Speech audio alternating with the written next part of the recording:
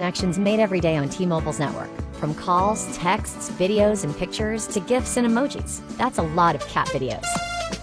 To meet demand, T-Mobile is constantly adjusting and expanding our national network. We keep your mobile world moving. It takes an endless balance of hardware, software, antennas, radios, and indoor and outdoor technologies. Wireless depends on wired ground-based infrastructure to connect customers. How does it work? Well, imagine watering a landscape. You spray water so it properly saturates the ground, flowers, trees, and shrubs. However, you wouldn't use the same pressure to water a large field as you would a delicate flower garden. And a brief mist does nothing for an evergreen or oak tree. Like watering a landscape, robust wireless networks must use the right technologies and antennas for the best wireless connectivity, depending on the carrier's needs and local conditions. Large macro antennas can distribute a signal far along roadways and adjoining neighborhoods. However, in populated areas, that same signal might have difficulty overlapping with the signal from the adjacent cell site. Radio signals that are too weak or too strong can result in bad coverage, dropped calls, or poor clarity. The same is true with a lawn sprinkler. Dry patches happen when a sprinkler misses part of the grass.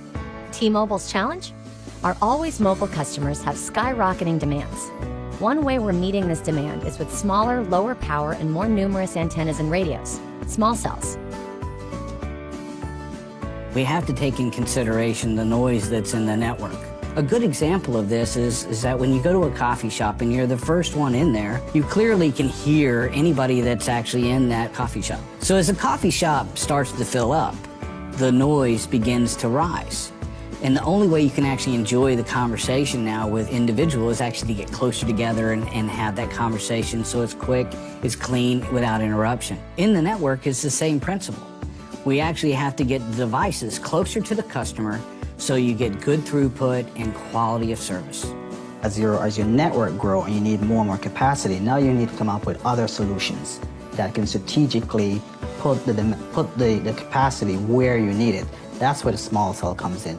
Even though their footprint may be smaller than a typical macro site, small cells do provide coverage in areas because they are closer to the people that are actually holding those smartphones. Small cells are typically deployed in dense urban areas where we have a lot of foot traffic, outdoor shopping areas, indoor and outdoor venues.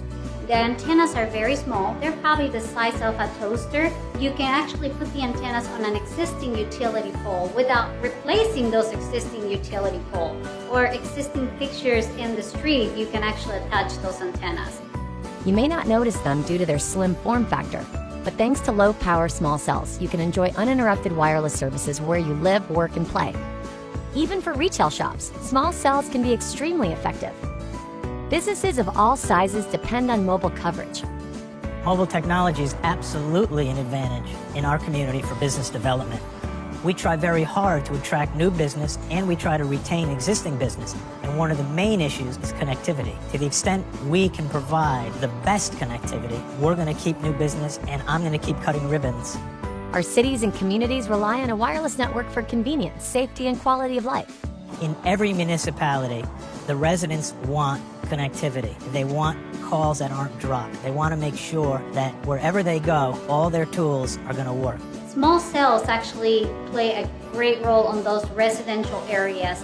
Low-power small cells bring reliable coverage to large campuses, venues, and sporting events, wherever crowds congregate and people want to communicate. Touchdown, Colorado State! Small cells will also work well with 5G.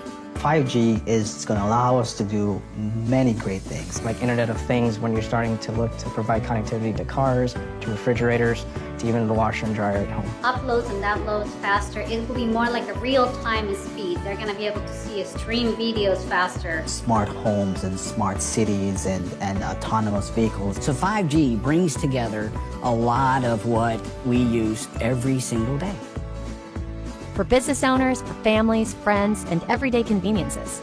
Living in our connected world, you need a mobile device and the robust network technologies that make connectivity possible.